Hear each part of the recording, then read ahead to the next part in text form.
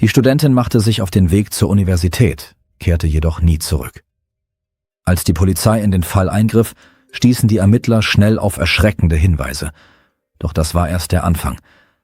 Als es ihnen schließlich gelang, den Fall aufzuklären, erschütterte er nicht nur ganz Australien, sondern fand auch weit über die Landesgrenzen hinaus Beachtung, und sein Nachhall ist bis heute zu spüren.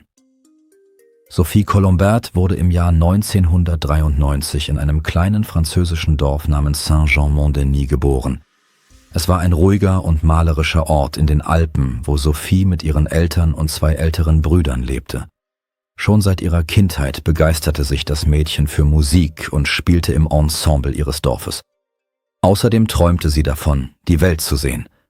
Nach dem Schulabschluss ging Sophie nach Dänemark, um International Business zu studieren, und zog anschließend für ein Praktikum nach Deutschland. Im Jahr 2013 schrieb sie sich dann für einen Masterstudiengang an der Griffith University in der australischen Stadt Brisbane ein. Sophie zog zusammen mit ihrem Freund dorthin und sie mieteten eine Wohnung in der Nähe der Universität. Ein Jahr später lief das Visum ihres Freundes ab und er kehrte nach Frankreich zurück. Sie hingegen musste noch ihr letztes Studienjahr absolvieren.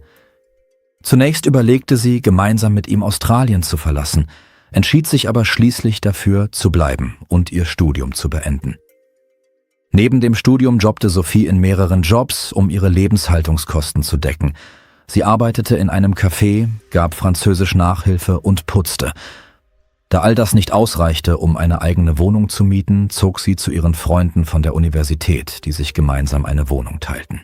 Am Morgen des 27. März 2014 machte sich die 21-jährige Sophie wie üblich auf den Weg zur Universität, wo an diesem Tag bis spät in den Abend Vorlesungen stattfinden sollten. Sie schrieb zeitweise Nachrichten mit ihrem Freund, antwortete jedoch gegen Abend nicht mehr.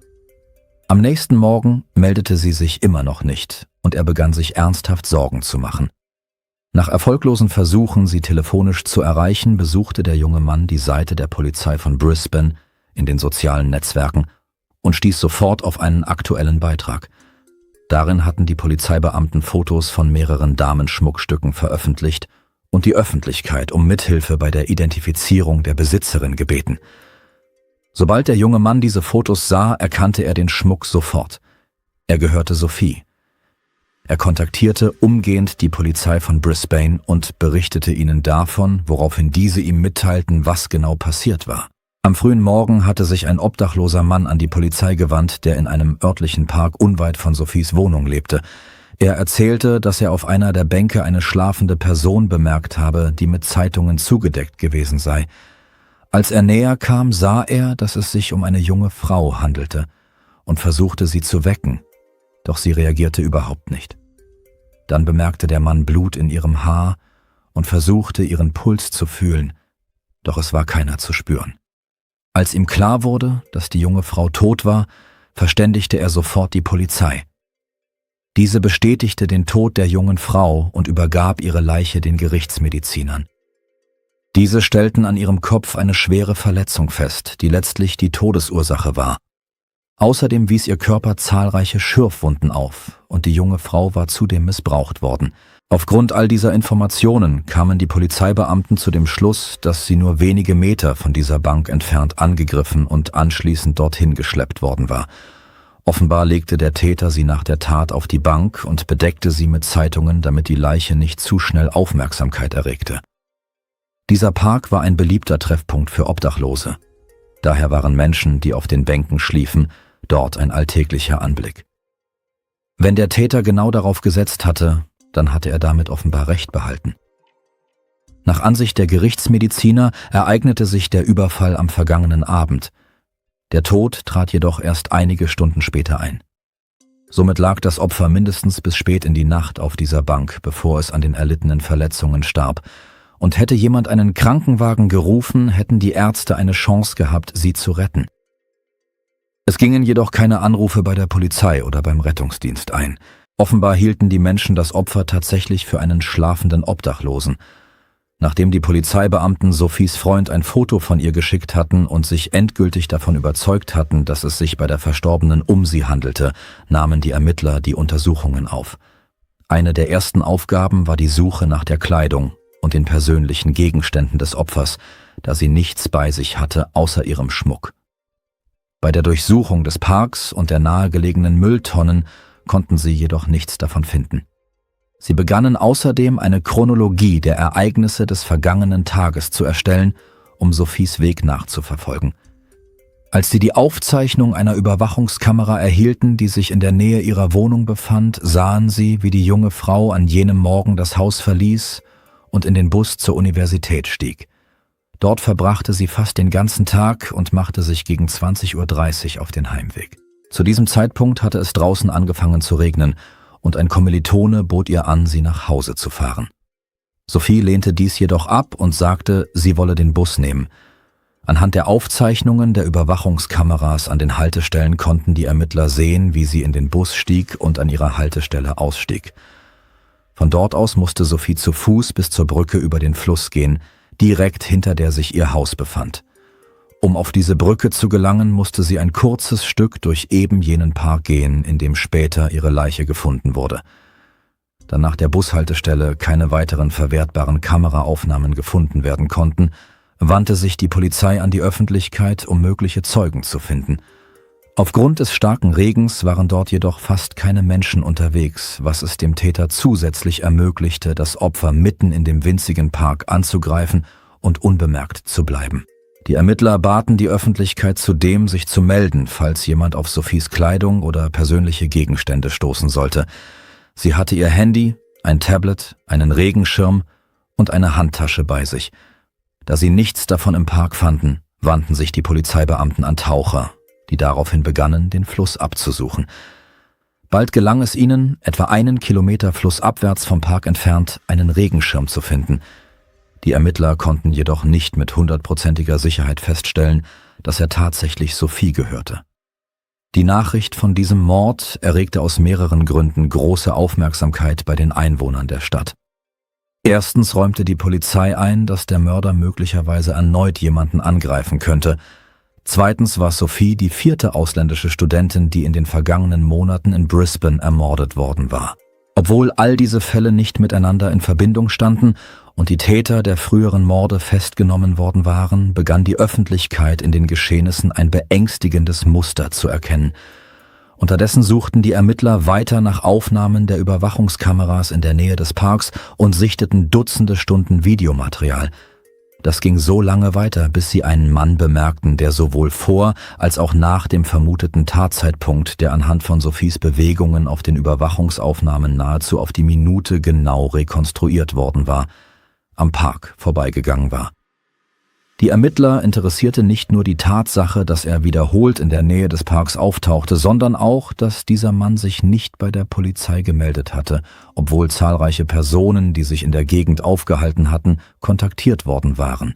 Obwohl sich wegen des starken Regens praktisch niemand direkt im Park aufgehalten hatte, meldeten sich dennoch Dutzende Menschen, die an diesem Ort vorbeigekommen waren.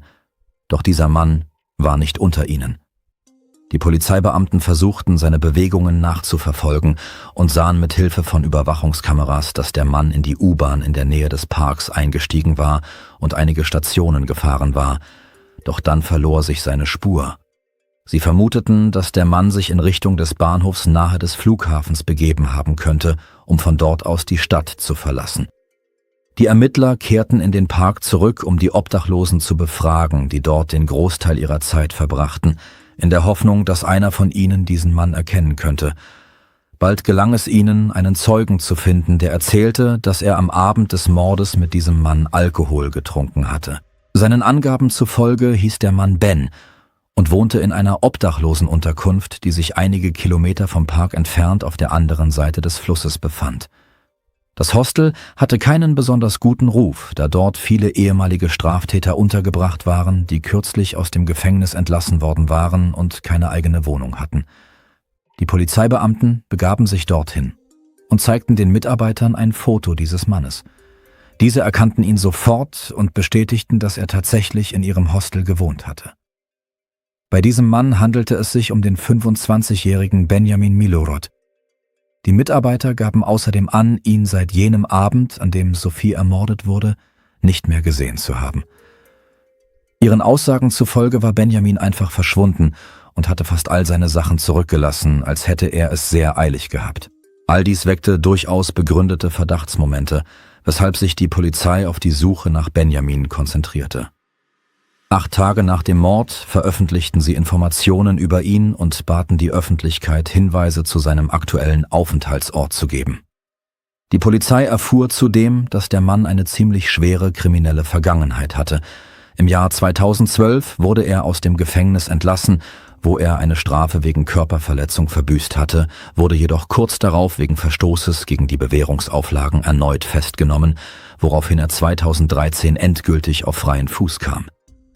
Er war zudem wegen Diebstahls, des Handels mit illegalen Substanzen und weiterer weniger schwerwiegender Delikte vorbestraft. Darüber hinaus fanden die Ermittler noch etwas anderes heraus. Im Gespräch mit einem anderen Bewohner des Wohnheims erfuhren sie, dass Benjamin wenige Stunden vor dem Mord an Sophie stark betrunken gewesen sei und zudem unter dem Einfluss illegaler Substanzen gestanden habe. Der Mann sagte außerdem, dass Benjamin diese schon lange nicht mehr genommen habe und es beim letzten Mal zu gewissen Problemen gekommen sei. Ein weiterer Bewohner des Hostels berichtete, dass er Benjamin gegen 17 Uhr im Park getroffen habe und der Mann dort erneut illegale Substanzen konsumiert habe. Danach trennten sich ihre Wege, da dieser Bewohner zurück ins Hostel ging, um noch vor der Schließung um 21 Uhr dort anzukommen. Benjamin kehrte jedoch nie dorthin zurück.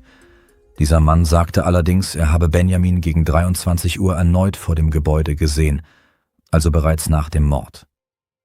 Seinen Angaben zufolge war Benjamin sehr aufgeregt und verhielt sich auffällig. Während die Polizei auf Hinweise zu seinem Aufenthaltsort wartete, meldeten sich Verwandte und Bekannte von Benjamin bei den Ermittlern. Sie alle erklärten, sie könnten nicht glauben, dass er an dem Mord beteiligt gewesen sei. Seine Angehörigen fügten hinzu, dass sie seit dem Tag des Mordes keinen Kontakt mehr zu ihm gehabt hätten und wandten sich über die Medien an Benjamin, um ihn aufzufordern, sich bei der Polizei zu melden und seinen Namen reinzuwaschen. Trotzdem meldete sich Benjamin weiterhin nicht bei der Polizei und die Ermittler gingen zunehmend davon aus, dass der Mann die Stadt längst verlassen hatte. Schließlich versendeten sie Informationen über ihn an andere Städte und Bundesstaaten, in der Hoffnung, dass ihn jemand erkennen würde. Irgendwann meldeten sich Mitarbeiter eines Hotels in einer kleinen Stadt namens Ballina, die in einem anderen Bundesstaat lag. Sie berichteten, dass ein ähnlich aussehender Mann einige Tage bei ihnen gewohnt habe, inzwischen jedoch wieder abgereist sei. Die Polizeibeamten setzten sich sofort mit ihren Kollegen in benachbarten Städten in Verbindung und warnten sie, dass sich Benjamin irgendwo in dieser Gegend verstecken könnte. Einige Zeit später bemerkten 2 Beamte aus der Stadt Coos Harbor, die einige Dutzend Kilometer von diesem Hotel entfernt liegt, mitten in der Nacht einen ähnlich aussehenden Mann auf der Straße. Sie gingen auf ihn zu und fragten, »Heißen Sie Benjamin?« Woraufhin der Mann ruhig antwortete, »Ja, Sie haben mich erwischt. Das liegt am Internet.« Unmittelbar danach wurde der Mann festgenommen und nach Brisbane ausgeliefert. Die Polizeibeamten nahmen eine DNA-Probe von ihm und diese stimmte mit Hautpartikeln unter den Fingernägeln des Opfers überein, womit seine Beteiligung an dem Mord eindeutig bestätigt wurde. Nachdem er ins Gefängnis gebracht worden war, um auf den Beginn des Prozesses zu warten, wandte sich der Anwalt des Mannes an die Medien. Er erklärte, sein Mandant befinde sich aufgrund des enormen Drucks in einem niedergeschlagenen Zustand, ansonsten gehe es ihm jedoch gut. Nach seiner Festnahme bestritt Benjamin seine Schuld nicht und im Laufe des Prozesses gestand er vor dem Richter den Mord und bat Sophies Familie um Verzeihung. Er teilte zudem ein Detail mit, das alle Anwesenden schockierte. Nach seinen Angaben habe er, nachdem er das Opfer angegriffen und missbraucht hatte, ihr gesagt, er werde Hilfe holen, sie jedoch stattdessen in jenem Park im strömenden Regen dem Tod überlassen. Bevor er aus der Stadt floh, habe er zudem all ihre Habseligkeiten in den Fluss geworfen. Was das Motiv betrifft, gab Benjamin an, dass er sich seiner Handlungen nicht bewusst gewesen sei und schob alles auf die Wirkung illegaler Substanzen. Er fügte hinzu, dass er sich kaum an den Moment des Angriffs erinnern könne und sich nur teilweise an den Missbrauch erinnere. Dennoch äußerten Experten Zweifel daran, dass die illegalen Substanzen, die Benjamin am Tag des Mordes konsumiert hatte, ihn unmittelbar zu dieser Tat veranlasst haben könnten. Ihrer Meinung nach veranlassen solche Substanzen Menschen normalerweise nicht zu einer derart schweren Tat, weshalb sein Zustand nicht als Rechtfertigung für seine Handlungen angesehen werden könne. Zudem hätte all dies keinen so starken Einfluss auf das Gedächtnis eines Menschen haben dürfen, doch Benjamin behauptete, sich an praktisch nichts zu erinnern. Außerdem befand sich der Mann offenbar in einem ausreichend klaren Zustand, um Zugtickets zu kaufen und aus der Stadt zu fliehen, ohne besondere Aufmerksamkeit auf sich zu lenken. Letztendlich verurteilte das Gericht Benjamin wegen Mordes zu lebenslanger Haft mit der Möglichkeit, nach mindestens 20 Jahren Haft einen Antrag auf vorzeitige Entlassung zu stellen. Er erhielt zudem 15 Jahre Haft wegen sexuellen Missbrauchs, die parallel verbüßt werden. Angesichts seines Alters wird Benjamin noch vor seinem 50. Lebensjahr wieder auf freien Fuß kommen können. Erwähnenswert ist außerdem, dass Benjamins Mutter vor Journalisten trat und ihren Sohn dafür lobte, dass er seine Tat bereue. Die Frau erklärte zudem, dass sie den Konsum illegaler Substanzen für das Geschehene verantwortlich mache, da ihr Sohn nüchtern niemals etwas Schlimmes getan hätte. Somit wurde dieser Fall relativ schnell aufgeklärt. Die Folgen halten jedoch noch lange unter den Einwohnern von Brisbane nach. Nach Sophies Ermordung wandten sich die Menschen an die Behörden und forderten, die Sicherheitslage in diesem Park zu verbessern. Zudem kritisierten sie das Hostel, das praktisch jeden aufnahm, darunter auch entlassene Gewalttäter. Frauen erzählten ihre eigenen Geschichten darüber, wie sie in diesem Park belästigt worden waren, erklärten jedoch gleichzeitig, dort niemals Polizei gesehen zu haben. Zum Gedenken an Sophie fanden außerdem mehrere Gedenkveranstaltungen statt. Mehr als 2000 Einwohner von Brisbane nahmen an einem Fackelzug teil entlang der Strecke, die junge Frau an jenem Abend hätte zurücklegen sollen. Sophies Beerdigung fand in ihrem Heimatdorf statt und etwa 1200 der insgesamt 1500 Einwohner nahmen daran teil. Damit war diese Beerdigung die größte seit vielen Jahren, seit dem Tod des Bürgermeisters, den das ganze Dorf geliebt hatte. Es kamen so viele Menschen, um sich von Sophie zu verabschieden, dass die Anwesenden insgesamt 8 Kondolenzbücher füllten.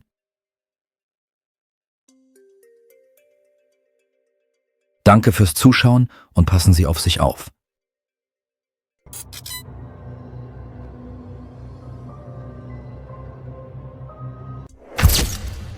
In Zentralindien liegt die Kleinstadt Chhaur mit knapp 100.000 Einwohnern. Der wichtigste Wirtschaftszweig ist dort die Landwirtschaft.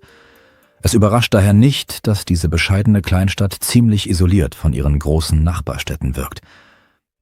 Doch als sich diese Geschichte im November 2023 zu entfalten begann, stand Chhaur plötzlich im Mittelpunkt der Aufmerksamkeit des ganzen Landes.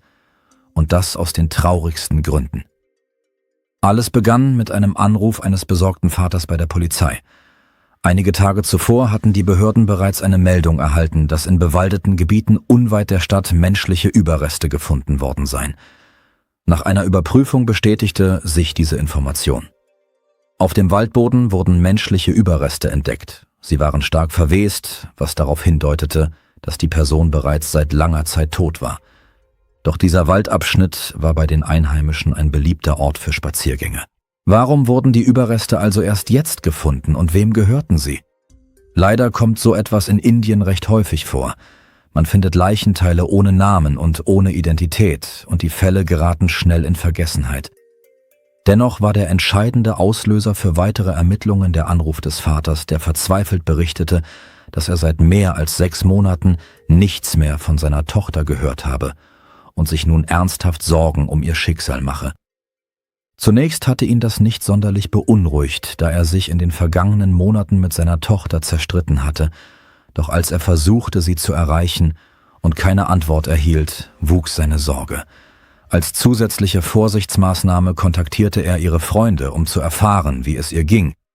Als diese ihm jedoch mitteilten, dass auch sie seit mehreren Wochen nichts mehr von ihr gehört hatten, geriet der Vater in Panik und fürchtete ernsthaft um das Leben seiner Tochter. Er wandte sich an die Polizei und bat sie, nach ihr zu suchen. Nach einigen Telefonaten und Überprüfungen hatten die Behörden jedoch schreckliche Nachrichten für ihn. Die Zeit, die seit ihrem Verschwinden vergangen war, stimmte mit dem Verwesungsgrad der Leiche überein. Und nach weiteren Untersuchungen stellte sich heraus, dass die gefundenen Überreste tatsächlich Shraddha gehörten.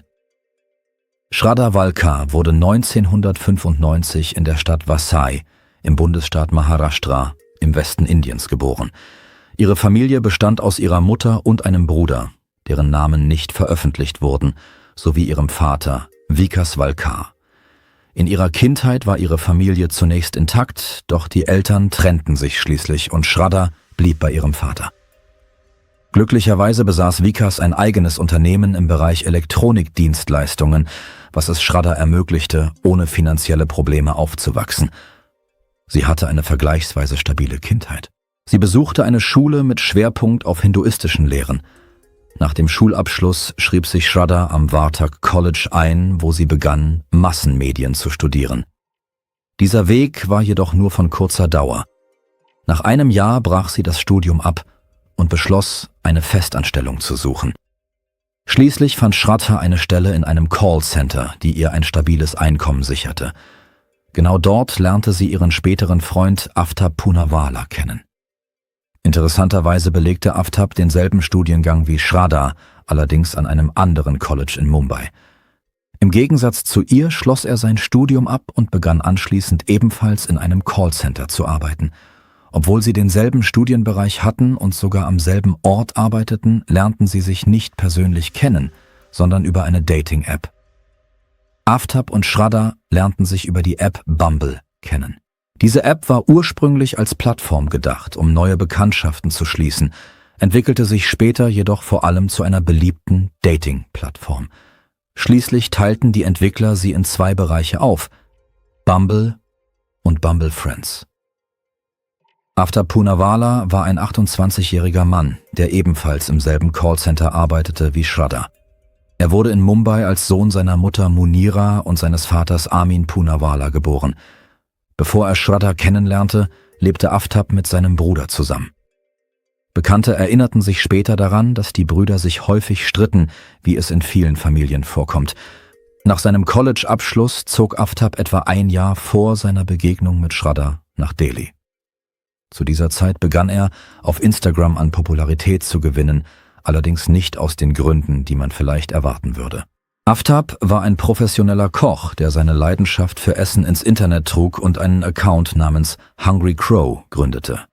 Dort veröffentlichte er aufwendig bearbeitete Fotos von Speisen, die er in der Stadt zubereitete und probierte, von teurem Whisky bis hin zum gewöhnlichen Big Mac von McDonald's.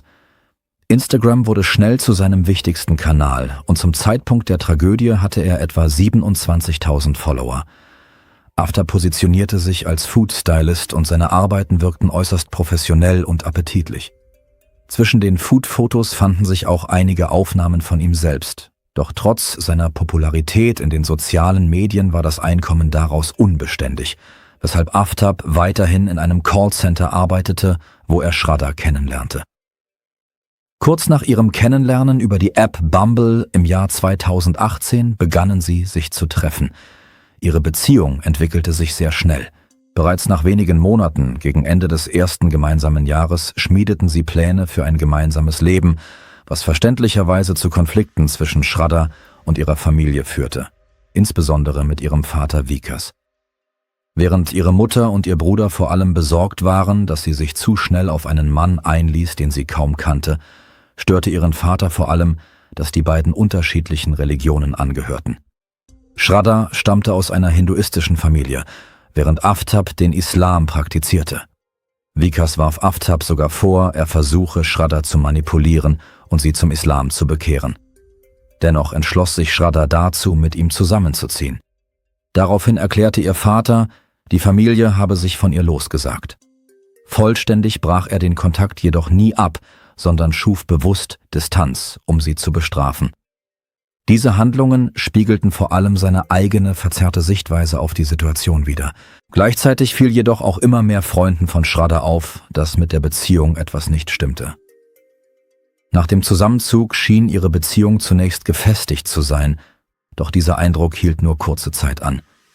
Letztendlich lebten Shraddha und Aftab 3 lange Jahre zusammen. Dennoch hatte ihr Umfeld zunehmend das Gefühl, dass hinter verschlossenen Türen ernste Probleme bestanden, und genau das entsprach der Wahrheit. Bereits im November 2020, also noch keine 2 Jahre nach Beginn der Beziehung, mussten 3 Freunde Shraddha dringend ins Krankenhaus bringen, nachdem Aftab sie angegriffen hatte. Nicht nur Freunde bemerkten, dass die Beziehung ungesund war. Auch ihr Vorgesetzter bei der Arbeit erkannte, dass etwas nicht stimmte. Shraddha sprach offen mit ihren Kollegen über Aftabs aggressives Verhalten und sogar die Personalabteilung versuchte verzweifelt, ihr zu helfen. Doch leider lehnte Shraddha sämtliche Vorschläge ab. Die Vorwürfe häuslicher Gewalt spitzten sich im Dezember 2020 weiter zu. Als Shraddha mit blauen Flecken am Hals zur Arbeit erschien, verständigten Freunde die Polizei und meldeten häusliche Gewalt.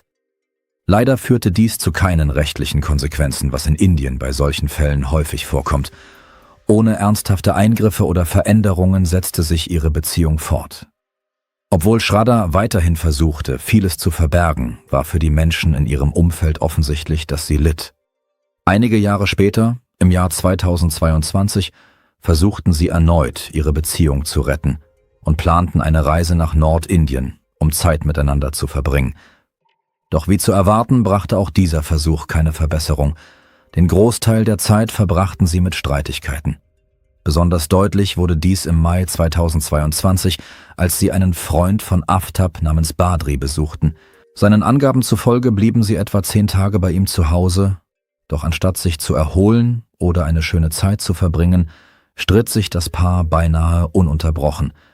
Schließlich bat Badri sie sogar, in ihre Mietwohnung in Chhatarpur zurückzukehren.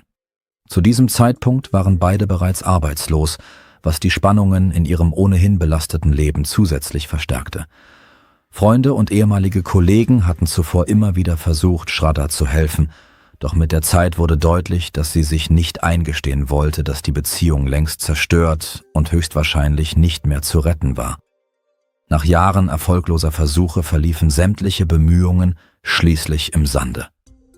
Shraddha blieb ohne Arbeit, ohne engen Kontakt zu Freunden oder Kollegen und ohne klare Perspektive zurück. Das letzte Mal hörte jemand im Mai 2022 von Shraddha, fast ein halbes Jahr, bevor ihr Vater sich schließlich an die Polizei in Delhi wandte. Zu diesem Zeitpunkt war sie bereits seit geraumer Zeit tot und noch viel länger vollkommen allein gewesen. Angesichts aller bekannten Informationen über Aftab und seine verstorbene Freundin überrascht es nicht, dass ihr Vater ihn sofort beschuldigte.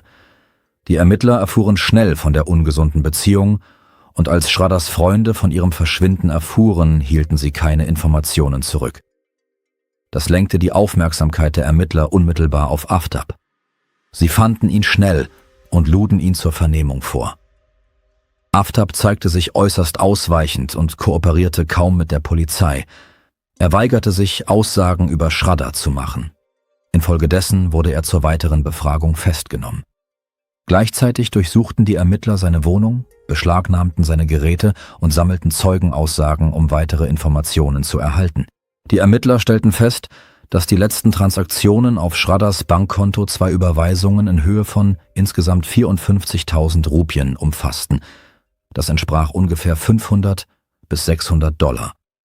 Wie zu erwarten war, waren beide Zahlungen von Aftab durchgeführt worden. Diese Überweisungen fanden am 18. Mai 2022 statt, dem letzten Tag, an dem jemand von Shraddha gehört hatte.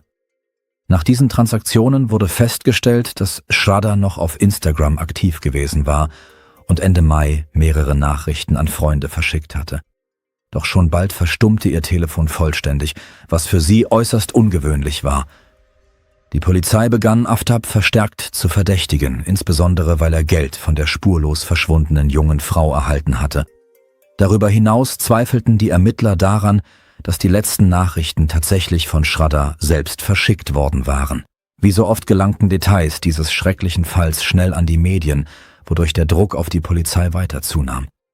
In Delhi wurde sogar darüber diskutiert, bei Aftab einen sogenannten Spezialtest durchzuführen. Dabei handelte es sich um eine umstrittene Verhörmethode, bei der dem Betroffenen intravenös ein Medikament verabreicht wird, das einen narkotischen Zustand hervorruft.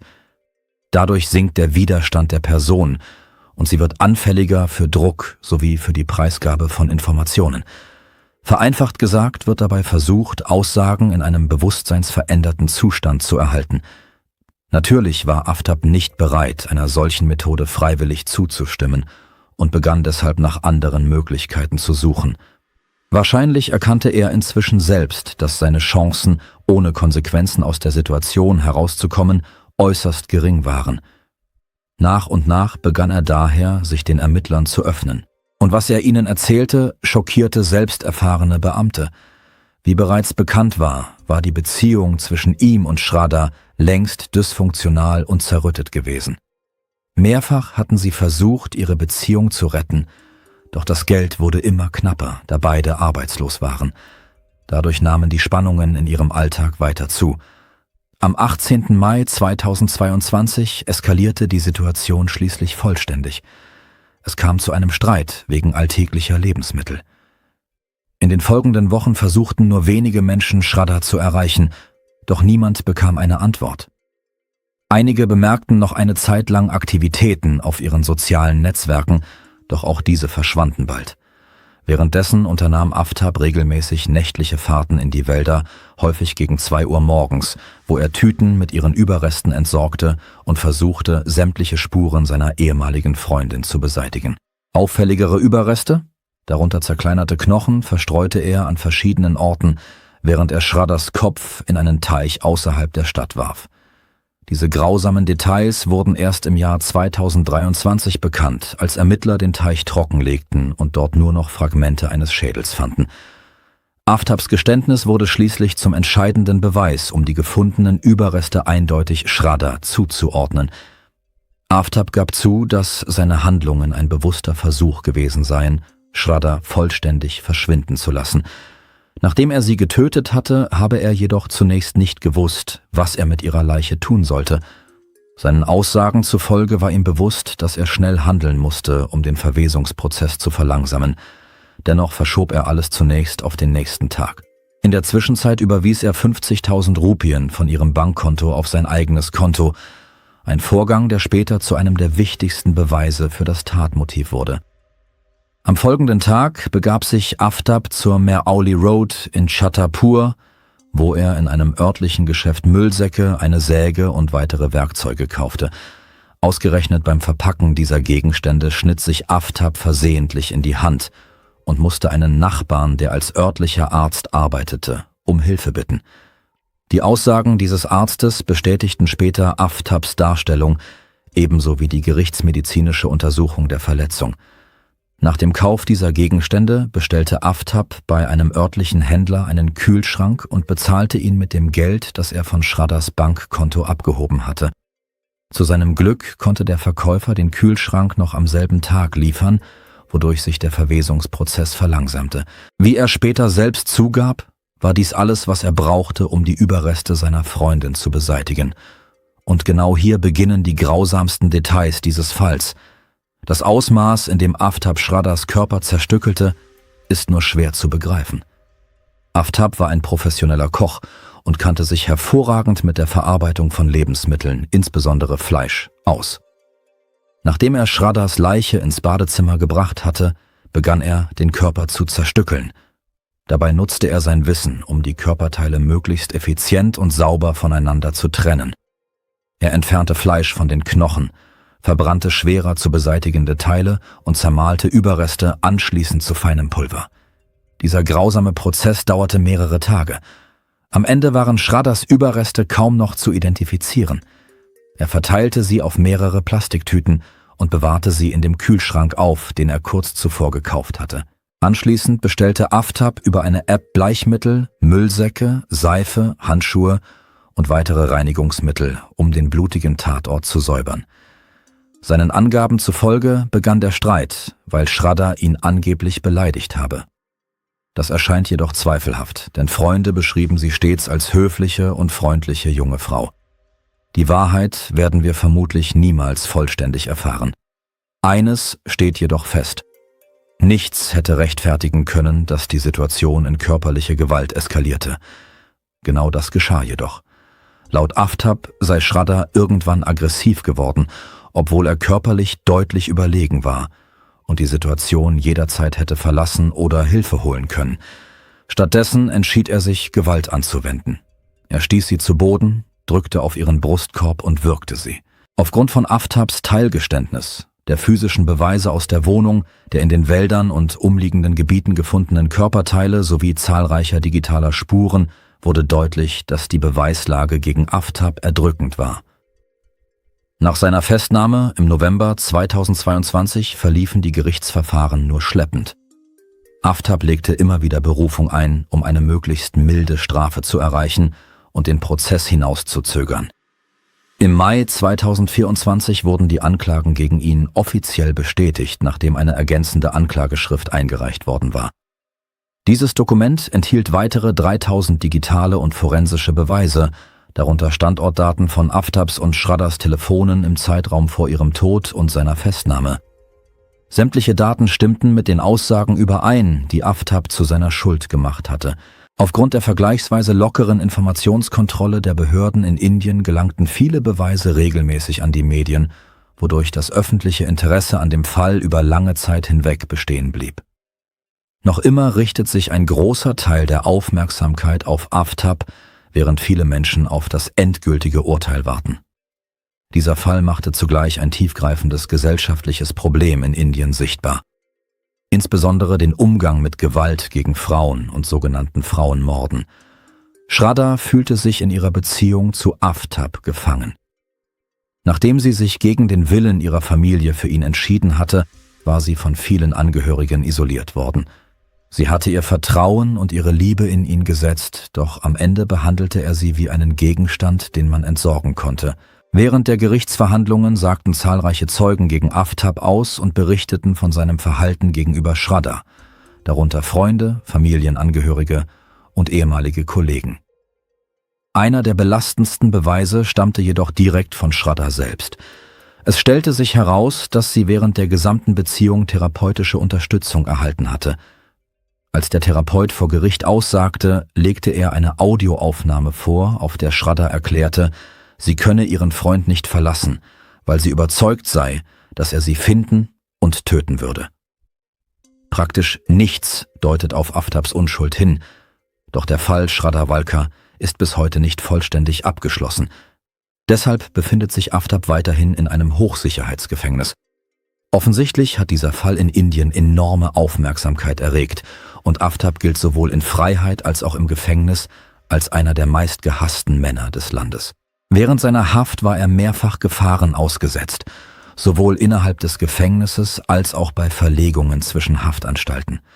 Vor einigen Monaten wurde er sogar von maskierten Männern mit Schwertern angegriffen, die versuchten, ihn zu töten. Es überrascht daher nicht, dass viele Menschen in Indien die Todesstrafe für Aftab fordern, die dort weiterhin legal ist. Besonders vehement setzt sich Shraddhas Vater dafür ein und engagierte einige der bekanntesten Anwälte des Landes. Die öffentliche Empörung ist so groß, dass bei nahezu jeder Gerichtsverhandlung Demonstrationen stattfinden, bei denen seine Hinrichtung gefordert wird. Gleichzeitig wächst der Druck auf die Justiz, das Verfahren zu beschleunigen. Dennoch gelingt es Aftab immer wieder, die Prozesse hinauszuzögern. Allein im vergangenen Jahr wechselte er bereits 3-mal den Anwalt. Jeder neue Verteidiger muss sich erneut durch die gewaltige, rund 6000 Seiten umfassende Anklageschrift arbeiten. Besonders erschreckend ist dabei, dass Aftab sich trotz seines Geständnisses und der erdrückenden Beweislage weiterhin nicht des Mordes schuldig bekennt. Er zeigt keinerlei Reue und hat sich weder bei Shraddhas Familie noch bei ihren Freunden entschuldigt.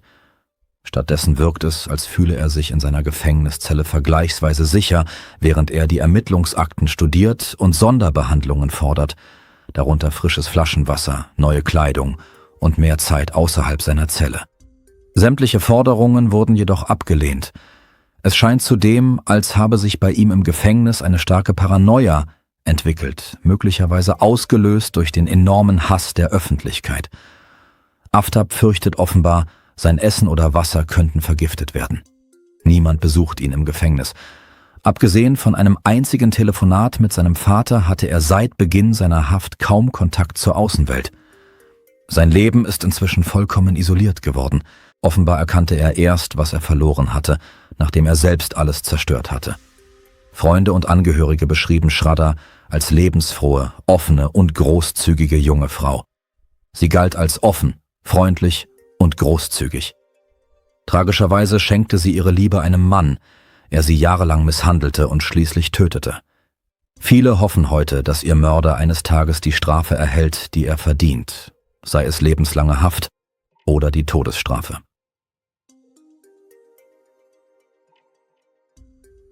Danke fürs Zuschauen und passen Sie auf sich auf.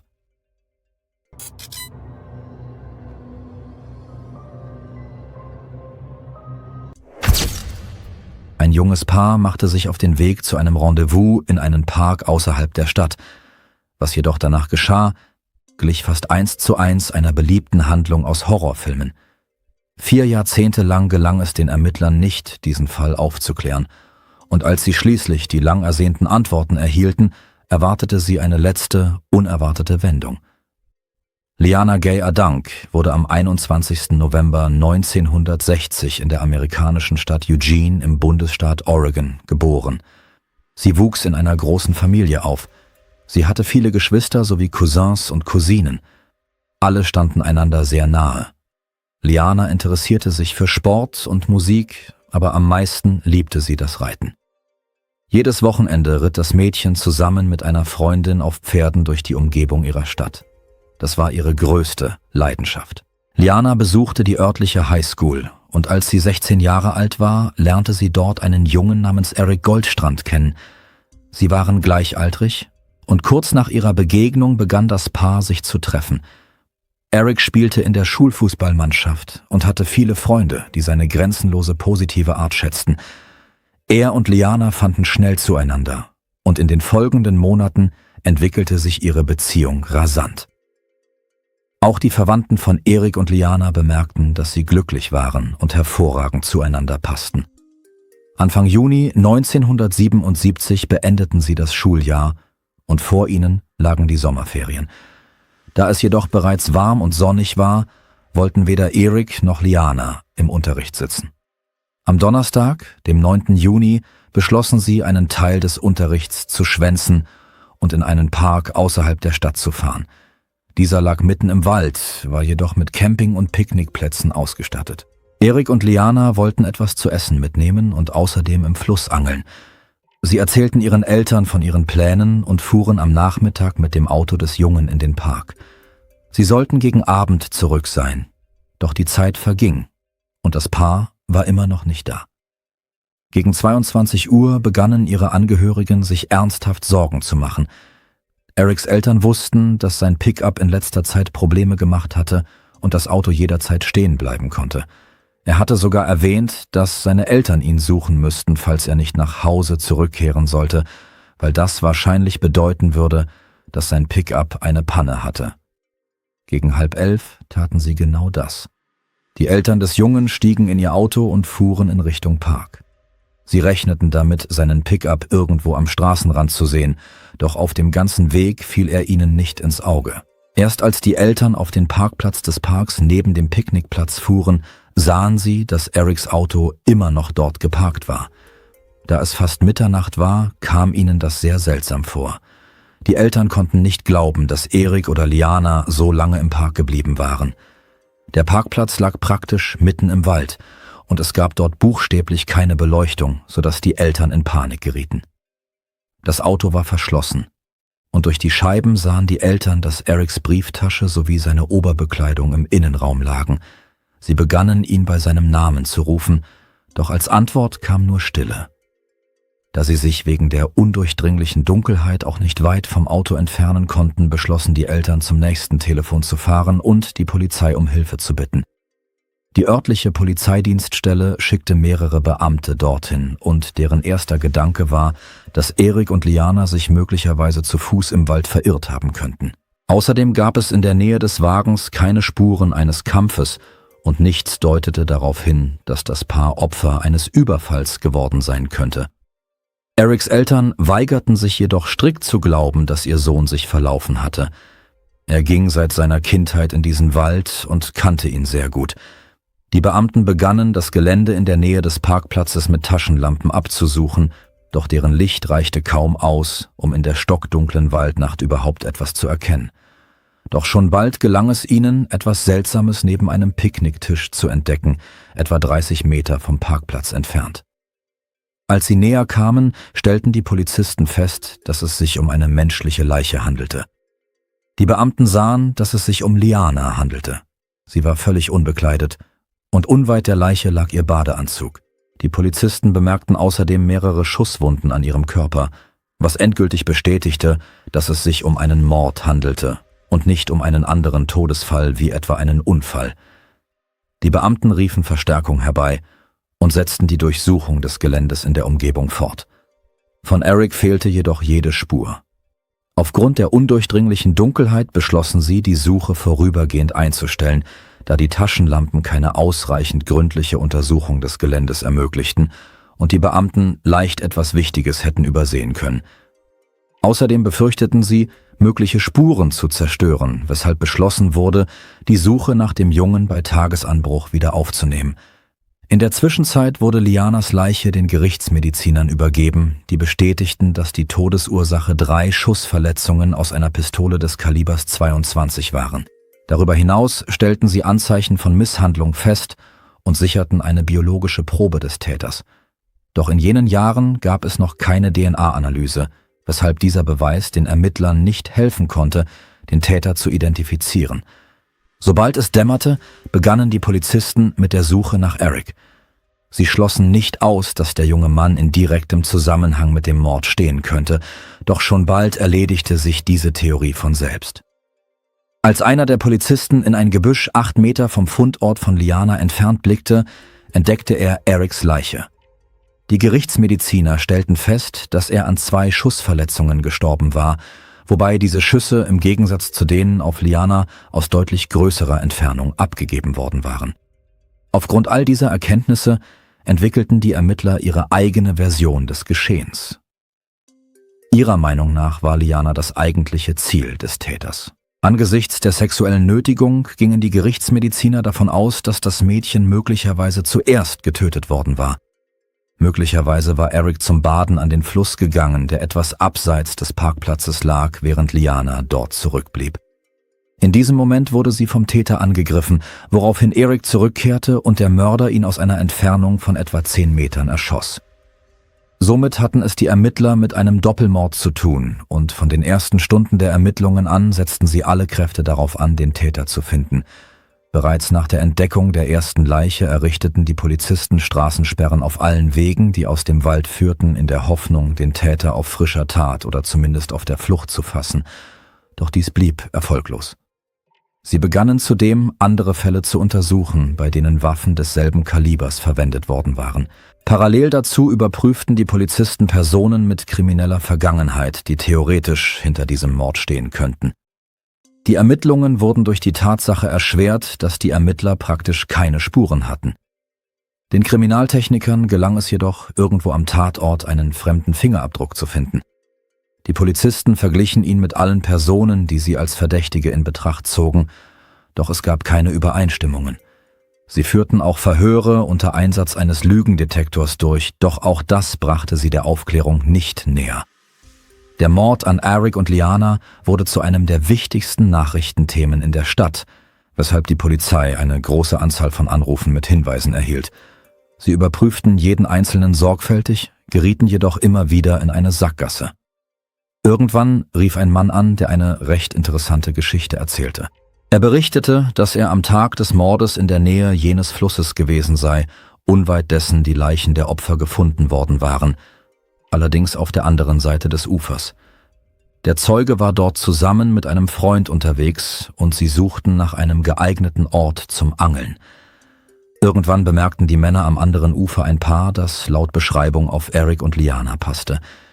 In diesem Moment begann der Freund des Zeugen davon zu sprechen, dass er dem Mädchen gegen ihren Willen etwas antun wolle. Die Polizisten begannen daraufhin, diesen Mann zu überprüfen und erfuhren, dass er sehr aggressiv und streitlustig war und zudem im Besitz einer Schusswaffe gewesen sein soll. Sie zogen in Betracht, dass er an diesen Ort zurückgekehrt sein könnte, nachdem sein Freund weggefahren war und die Tat begangen haben könnte. Die Ermittler luden ihn zu einer Vernehmung vor und der Mann bestritt jegliche Beteiligung an diesem Fall. Sie verglichen auch seine Fingerabdrücke mit dem am Tatort gefundenen Abdruck, doch sie stimmten nicht überein. Allerdings hatten die Ermittler keine 100%ige Gewissheit, dass dieser Abdruck tatsächlich vom Mörder stammte und nicht von jemand anderem. Daher schloss dies eine Beteiligung des Mannes nicht vollständig aus. Ohne Geständnis oder irgendwelche Beweise konnten sie ihm jedoch keine Anklage vorlegen, weshalb der Mann wieder freigelassen werden musste. Seitdem hatten die Polizisten noch viele weitere Verdächtige, doch jedes Mal stießen sie auf dasselbe Problem: das völlige Fehlen von Beweisen. Auch niemand hatte es eilig, die Tat zu gestehen, weshalb der Fall mit der Zeit in eine Sackgasse geriet und schließlich in den Akten verschwand. Seitdem gab es keinerlei Fortschritte, bis man 1995 beschloss, den Fall erneut zu prüfen. Zu diesem Zeitpunkt waren seit dem Mord bereits 18 Jahre vergangen und die DNA-Analyse war in der Kriminalistik inzwischen weit verbreitet. Die Ermittler schickten eine im Lager aufbewahrte biologische Probe des Täters ins Labor und die Experten konnten daraus das DNA-Profil des Mörders gewinnen. Dieses wurde anschließend in die FBI-Datenbank eingegeben, doch dort gab es keine Übereinstimmungen. Dies deutete darauf hin, dass der Täter entweder in anderen Fällen nie von der Polizei erfasst worden war oder dass dies noch vor der Einführung der verpflichtenden DNA-Probenahme geschehen war. Seitdem wurde der Fall von Liana und Eric noch einige Male erneut untersucht, doch den Polizisten gelang es nicht, der Festnahme des Täters näher zu kommen. Im Jahr 2014, also 37 Jahre nach dem Mord, wurde ein neuer Ermittler aus der Abteilung für ungelöste Mordfälle mit dem Fall betraut. Zu diesem Zeitpunkt ergab die DNA-Probe des Mörders noch immer keine Übereinstimmung in der FBI-Datenbank. Der Ermittler beschloss jedoch, einen anderen Weg einzuschlagen. Aufgrund der Umstände des Vorfalls begann er zu vermuten, dass der Angriff auf Eric möglicherweise nicht der erste Mord des mysteriösen Täters gewesen war, und tatsächlich könnte es sich um einen Serienmörder gehandelt haben. Bei der Untersuchung möglicher Kandidaten für diese Rolle stieß der Ermittler auf einen Mann namens Thor Christiansen. Er war von 1976 bis 1979 in Kalifornien aktiv und hatte 4 nachgewiesene Morde an jungen Frauen begangen. Thor ging immer nach demselben Muster vor. Er suchte sich seine zukünftigen Opfer auf den Straßen aus, wenn sie per Anhalter unterwegs waren, tötete sie anschließend mit einer Pistole des Kalibers 22 und missbrauchte ihre Leichen anschließend. All diese Verbrechen ereigneten sich zwar in Kalifornien, doch bald stieß der Ermittler auf eine unerwartete Tatsache. Bei der Untersuchung seiner Bewegungen fand er heraus, dass Thor sich im Juni 1977 in Eugene aufgehalten hatte, was bedeutete, dass er theoretisch die Möglichkeit gehabt hätte, diesen Doppelmord zu begehen. Der Mann wurde 1979 verhaftet. 2 Jahre nach dem Tod von Eric und Liana suchte er sich ein weiteres Opfer, schoss ihr direkt in seinem Auto in den Kopf, traf sie jedoch nur am Ohr. Die Frau schaffte es, aus dem Auto zu fliehen und ins Krankenhaus zu gelangen, während Thor entkam. Einige Monate später befand sich dieselbe Frau in einer Bar, als Thor plötzlich dort hereinkam. Als sie ihn erkannte, rief sie sofort die Polizei und der Mann wurde verhaftet. Dennoch gab es hier ein Problem. 1 Jahr nachdem er zu lebenslanger Haft verurteilt worden war, wurde der Mann von einem Mitgefangenen getötet. Damit hatten die Ermittler keine Möglichkeit mehr, eine direkte DNA-Probe von Thor mit dem Profil des Mörders abzugleichen. Die Polizisten begannen intensiv nach Gegenständen von Thor zu suchen, in der Hoffnung, dass irgendwo noch biologische Spuren von ihm erhalten geblieben waren. Doch zu diesem Zeitpunkt war längst alles verschwunden. Sie nahmen auch Kontakt zu den noch lebenden Verwandten des Täters auf, um deren DNA-Proben mit dem Profil des Mörders abzugleichen. Die Experten hätten eine enge Verwandtschaft feststellen können, was eine indirekte Bestätigung für Thors Beteiligung gewesen wäre. Doch alle seine Verwandten weigerten sich, mit den Ermittlern zusammenzuarbeiten. Während der Ermittler darüber nachdachte, wie er den Mann noch mit dem Doppelmord in Verbindung bringen könnte, verging viel Zeit. Die Technologie entwickelte sich jedoch weiter. Irgendwann erfuhr er von einer neuen Methode der DNA-Untersuchung namens Phänotypisierung. Dabei nutzen Experten das genetische Material einer Person, um ein mutmaßliches Porträt ihres Besitzers zu erstellen, was theoretisch bei der Aufklärung komplexer Fälle helfen kann. Die Polizei wandte sich an die Firma Parabon und übermittelte ihr eine Probe des Mörders von Eric und Liana. Einige Zeit später schickten die Experten ein erstelltes Profil zurück, das die Ermittler erschütterte. Es ähnelte unglaublich stark einem alten Foto von Thor. Dies verstärkte den Verdacht gegen den Mann nur noch mehr. Doch die Ermittler hatten nach wie vor dasselbe Problem: den Mangel an eindeutigen Beweisen. Doch auch das hielt nicht lange an. Die Ermittler erfuhren, dass Thors Bruder gerade verstorben war und sie eine DNA-Probe von ihm erhalten konnten. Diese wurde sofort ins Labor geschickt und die Ermittler hofften, dass die Analyse eine enge Verwandtschaft zeigen würde. Doch es erwartete sie eine äußerst unerwartete Wendung.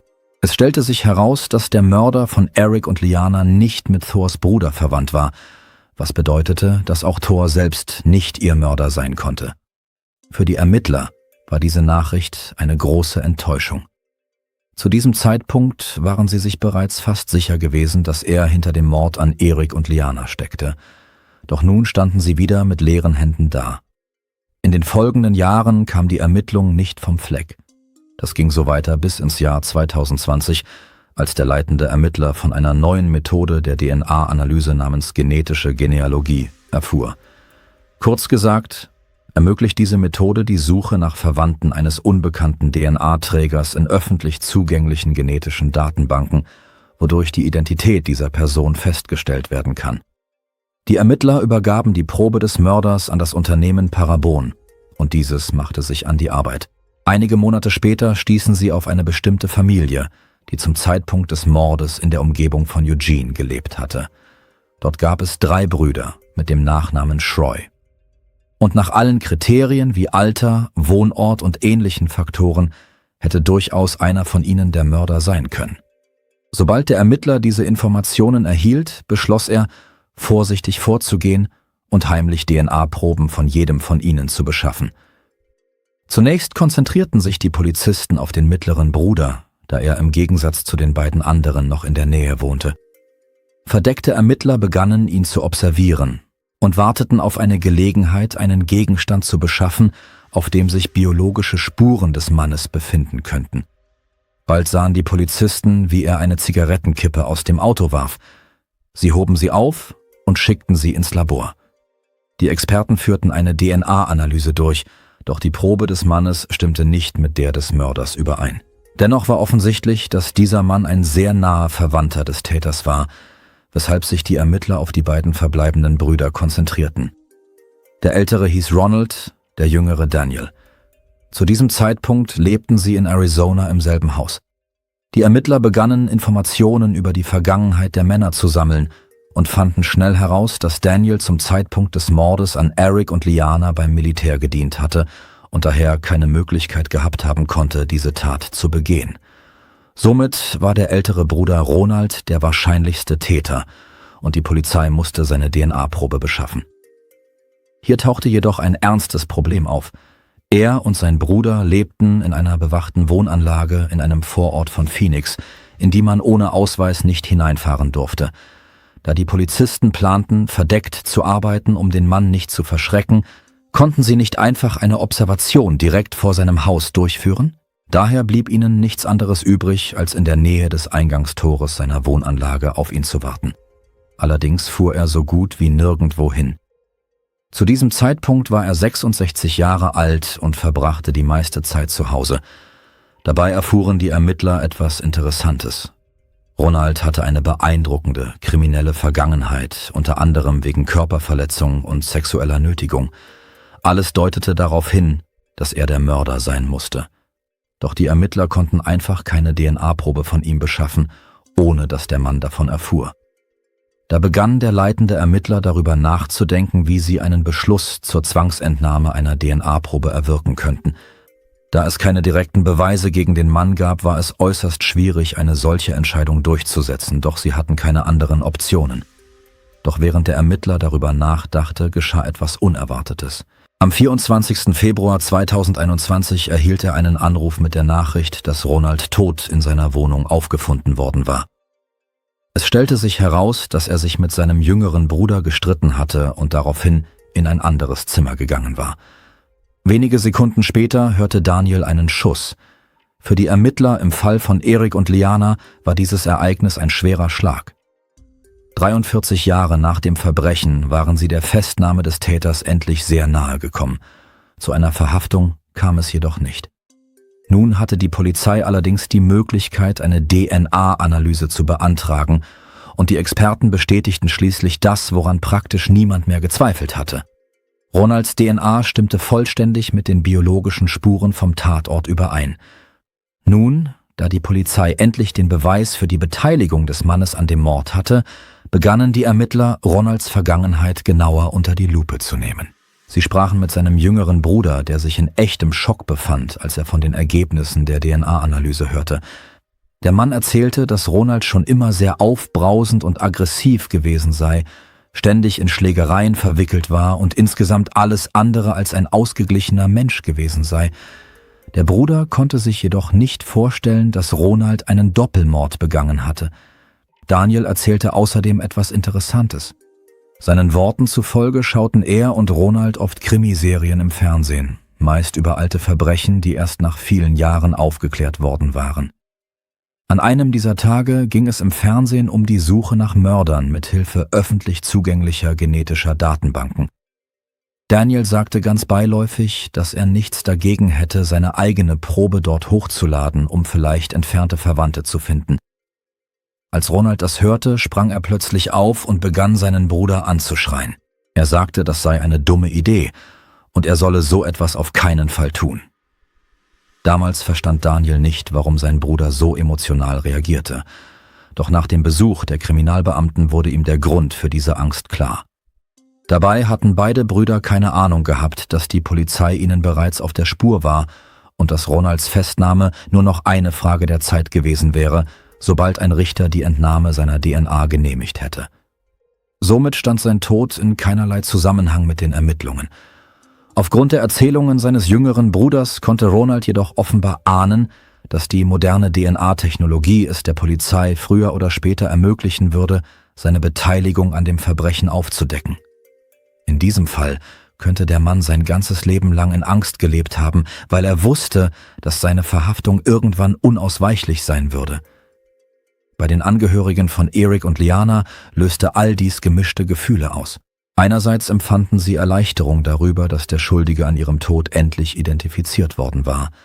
Andererseits war ihnen bewusst, dass Ronald sein ganzes Leben lang ungestraft davongekommen war und dass der Polizei buchstäblich nur wenige Tage gefehlt hatten, um einen Haftbefehl zu erwirken und ihn festzunehmen. Wie dem auch sei. Der Mord an Eric und Liana gilt heute offiziell als aufgeklärt, da die Ergebnisse der DNA-Analyse keinen Zweifel an Ronalds Beteiligung lassen. Auch wenn der Mann nicht bis zum Ende seines Lebens hinter Gittern saß, dürfte allein das jahrzehntelange Warten auf die unausweichliche Entdeckung für ihn eine schwere Last gewesen sein. Danke fürs Zuschauen und passen Sie auf sich auf.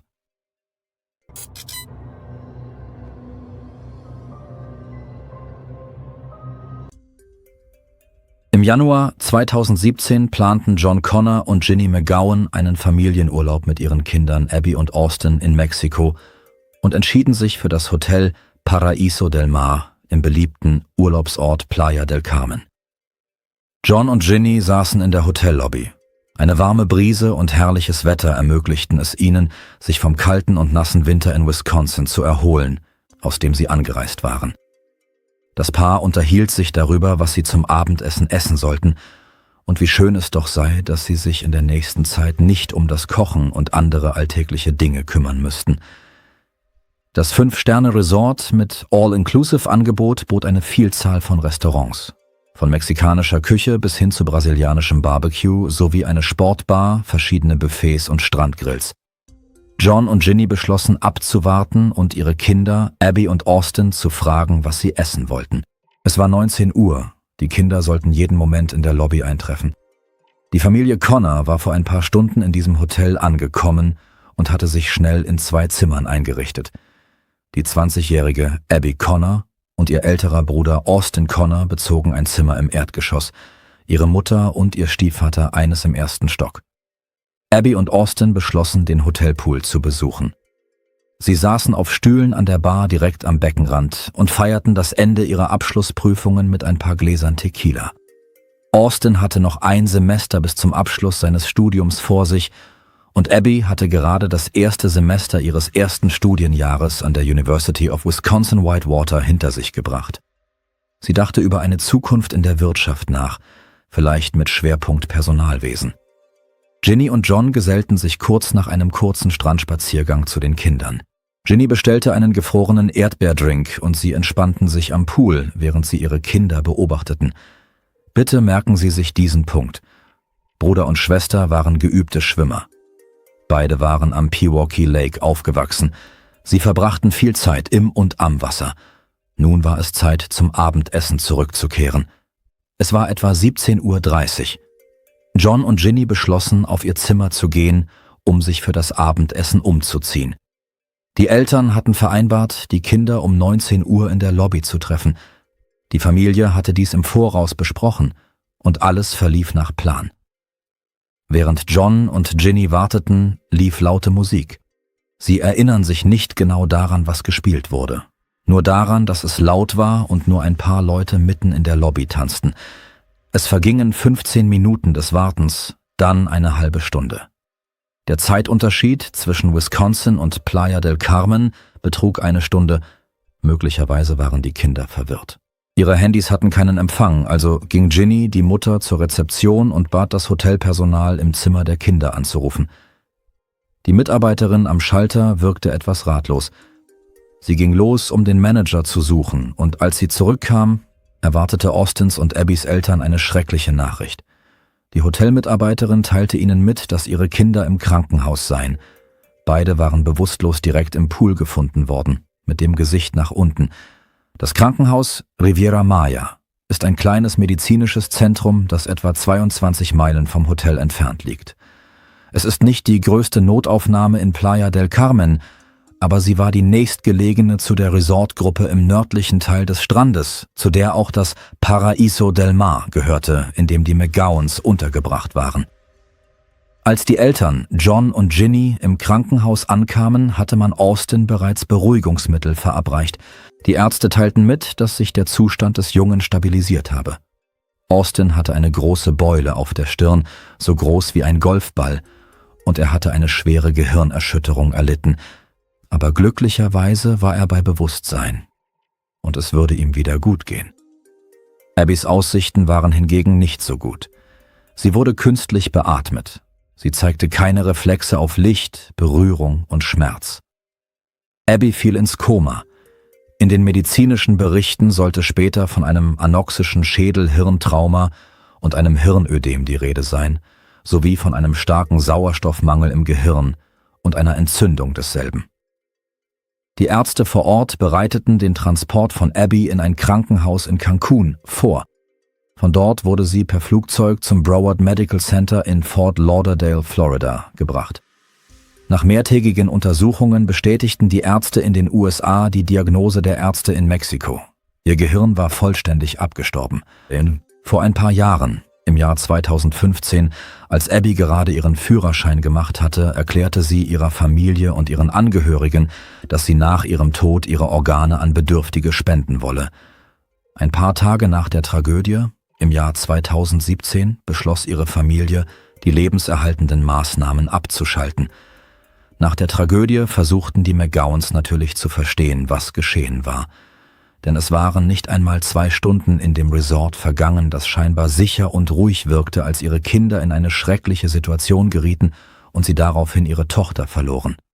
Weder die Leitung des Ferienresorts noch die Polizei, die Ärzte oder das FBI lieferten Informationen, die den Eltern hätten erklären können, warum sie Abby verloren hatten.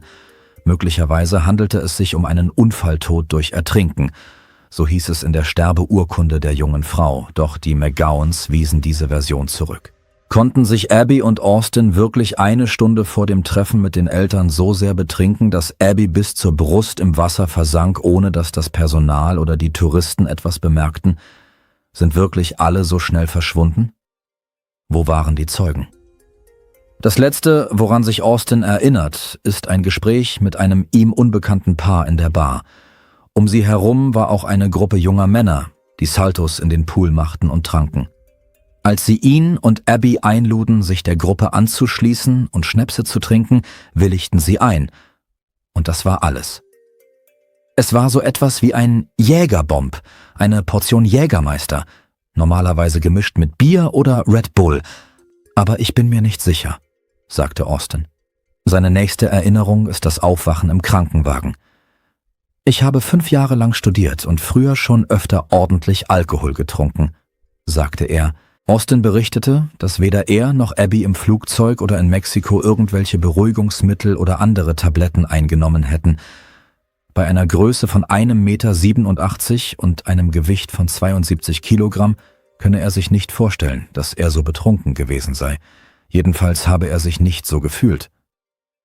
Zu wissen, dass man uns möglicherweise einen Streich gespielt hat oder dass wir Opfer eines kranken Menschen geworden sind, der uns mit verbotenen Substanzen unter Drogen gesetzt hat, ist fast surreal, fügte Austin hinzu.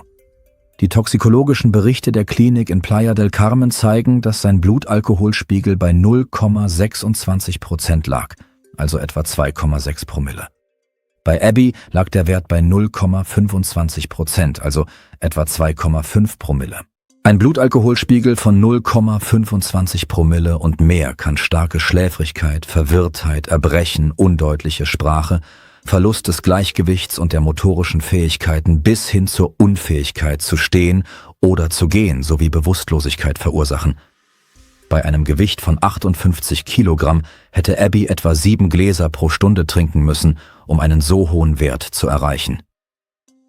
»Jemand muss ihnen wohl eine verbotene Substanz untergeschoben haben«, sagte Bill Connor, der leibliche Vater von Austin und Abby. Doch der Vater war nicht mit ihnen im Resort. Bluttests ergaben keine Opioide oder Benzodiazepine, die üblicherweise mit den Substanzen in Verbindung gebracht werden, die man in einer Bar bei einem Date untermischen könnte. Allerdings wurde nicht auf alle möglichen Substanzen getestet. Ginny bat das Krankenhaus in Cancun, eine Untersuchung auf mögliche sexuelle Gewalt durchzuführen. Der Arzt sagte, ja, er habe ihn durchgeführt, aber in den nachfolgenden Unterlagen, die den McGowans übergeben wurden, gab es keine entsprechenden Hinweise. Könnte es sich um einen missglückten Entführungsversuch gehandelt haben? Möglicherweise. Aber es scheint, als wäre es für Entführer einfacher gewesen, jemanden auf der Straße zu schnappen, anstatt sich in ein exklusives Resort zu begeben, so die Überlegung der McGowans. Doch mehrere Blog-Einträge anderer Reisender, die in den letzten 2 Jahren benachbarte Resorts in Playa del Carmen besucht hatten, berichteten von erschreckend ähnlichen Vorfällen, obwohl niemand ums Leben kam. In einem Fall, im Januar 2015, saß ein Ehepaar, das seinen 13. Hochzeitstag feierte, am Strand des Hotels Paraíso Maya, das zum selben Resortkomplex wie das Delmar gehört. Die Frau erzählte, dass sie an der Bar 2 Mojitos bestellt hatte, während ihr Mann 3 Bier trank. Sie unterhielten sich mit einem unbekannten Paar, das angab, aus Oregon zu kommen. Sie bestellten noch einmal etwas zu trinken und nach wenigen Minuten sah sie schwarze Punkte und sagte ihrem Mann, dass etwas nicht stimmte. Dann verlor sie das Bewusstsein. Sie erinnert sich, wie sie auf dem Badezimmerboden lag, sich übergeben musste und das Gefühl hatte, zu sterben. Das nächste, woran sie sich erinnert, ist, dass sie mehr als 5 Stunden später in einem Hotelzimmer aufwachte. Ihr Mann hatte sich den Arm gebrochen. Keiner von beiden hatte eine Ahnung, was passiert war. Ihre Sachen lagen die ganze Zeit am Strand, sie waren nicht ausgeraubt worden. Ich fühlte mich, als wäre ich gerade terrorisiert worden, aber ich wusste nicht von wem und wie, schrieb sie in ihrem Blogbeitrag. Ich wusste, dass wir etwas Bösem nahe waren. Wir waren dankbar, am Leben zu sein, aber voller Angst, da wir nicht wussten, wer uns das angetan hatte. Die Frau gab außerdem an, dass man ihnen, als sie den Vorfall dem Resortpersonal meldeten, lediglich geraten habe, ins Krankenhaus zu gehen und Bargeld mitzunehmen. Also engagierten Stiefvater John und Austin einen Spanisch-Dolmetscher und gingen zur Polizei, um Anzeige zu erstatten. Doch die Polizei wehrte sich vehement gegen die Einleitung dieser Ermittlungen und beharrte darauf, dass es sich bei Abby lediglich um einen Unfalltod durch Ertrinken handelte. Wie sie zu einer solchen Behauptung gelangen konnten, ohne auch nur die Hotelmitarbeiter zu befragen, die das Geschwisterpaar gefunden hatten, ist unklar. Als John und Austin die Polizeistation verließen, waren sie sich nicht sicher, ob überhaupt Ermittlungen stattfinden würden. Doch die McGowans gaben nicht auf. Einige Wochen später beauftragten sie eine US-amerikanische Anwaltskanzlei mit einer Niederlassung in Mexiko, um Antworten zu erhalten. Am 30. Mai erkundigte sich der Anwalt aus Mexiko bei der Polizeibehörde und stellte fest, dass die Ermittlungen sehr begrenzt waren. Die örtliche Polizei hatte lediglich 3 Hotelangestellte befragt. In dem Bericht des Anwalts war nicht angegeben, wann genau diese Vernehmungen stattgefunden hatten. Der amerikanische Anwalt der McGowans, Florentino Ramirez, erklärte, er traue dem Polizeibericht nicht. Das ist zu bequem. Wenn es ein Unfall gewesen wäre, wo waren dann all die Zeugen? Das ergibt einfach keinen Sinn, sagte er. Ein überfülltes Hotel und kein einziger Zeuge. Zu viele Ungereimtheiten.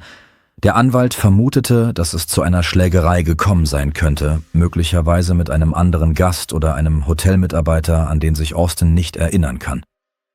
Austin könnte einen Schlag auf den Kopf erhalten haben und gestürzt sein, aber das ist nur eine der Möglichkeiten. Unklar bleibt weiterhin, was mit Abby passiert ist. Der Polizeibericht enthielt keine Aussagen von Hotelgästen, Barkeepern oder der Frau, die angeblich das Hotelpersonal alarmiert hatte, nachdem sie gesehen hatte, dass Abby und Austin nicht aus dem Pool herauskamen. Er enthielt auch keine wesentlichen Details aus der Klinik, in die Abby und Austin mit dem Krankenwagen gebracht worden waren. Die Aussagen von 3 Mitarbeitern, dem Poolmanager und 2 Sicherheitsleuten, deuten lediglich darauf hin, dass sie am Unfallort eintrafen, die Kinder aus dem Wasser zogen und bei Abby eine Herz-Lungen-Wiederbelebung durchführten. Ihren Angaben zufolge war sie bewusstlos, hatte einen schwachen Puls und spuckte Schaum aus Mund und Nase, als man versuchte, sie wiederzubeleben. Austin hingegen begann sich zu bewegen und Wasser auszuspucken, als man ihn herauszog. Den Aussagen dieser Zeugen zufolge wurde Abby um 19:03 Uhr betrunken am Rand des Pools gesehen, wo die Wassertiefe weniger als 4 Fuß betrug. Das sind etwa 1,2 Meter. Der Bericht gibt nicht an, wer die Geschwister tatsächlich gesehen hat. Auch die Vor- und Nachnamen werden nicht genannt. Und wie sieht es mit der Videoüberwachung aus? Stimmt es, dass es im Hotel keine Überwachungskameras rund um den Pool gab und diese auch nicht genutzt wurden? Was die Familie besonders verärgerte, war, dass die Hotelkette nicht nur nicht auf ihre Anfragen reagierte, sondern dass sich auch niemand vom Hotel bei ihnen meldete, um sein Beileid zum Verlust der Familie auszudrücken. Anscheinend haben sie das nicht als ernst angesehen, erklärte Ginny. Sie berichtete außerdem, dass man ihr, als sie sich an die örtliche FBI-Dienststelle in Milwaukee wandte, mitteilte, die Behörde könne ihnen nicht helfen, ein Verbrechen auf ausländischem Territorium liege außerhalb ihrer Zuständigkeit. Ein Sprecher der örtlichen FBI-Dienststelle wollte sich zu diesem Fall nicht äußern, sagte jedoch, dass die Behörde alle Beschwerden auf Grundlage der vorgelegten Fakten untersuche. Sie waren völlig nutzlos, sagte Ginny über die Arbeit des FBI. Sie haben mir nicht gesagt, ich solle eine schriftliche Beschwerde einreichen oder mich an das Außenministerium wenden. Absolut nichts. Im Jahr 2018 unternahm Bill Connor, Abbys leiblicher Vater, eine mehr als 2500 Meilen lange Radtour von Madison zu dem Krankenhaus in Fort Lauderdale, in dem Abby ihre letzten Tage verbrachte. Die Woche, die er auf dem Fahrrad verbrachte, half ihm, seine Trauer zu bewältigen und gleichzeitig das Bewusstsein für die Bedeutung der Organspende zu stärken, wie er sagt. »Ich kann immer noch nicht glauben, dass das wirklich passiert ist«, sagte Connor. »Ich warte immer noch darauf, dass meine Tochter zur Tür hereinkommt. Es kann doch nicht sein, dass mitten in einer Bar 2 erwachsene Menschen so lange in einem kleinen Pool treiben, bis sie ertrinken.« Auf dem Weg machte Bill Connor einen kleinen Abstecher und hielt in Baton Rouge, Louisiana. Hier lebt Lou Monjack Jr. Der 21-jährige Mann erhielt Abbys Herz. Danke fürs Zuschauen und passen Sie auf sich auf.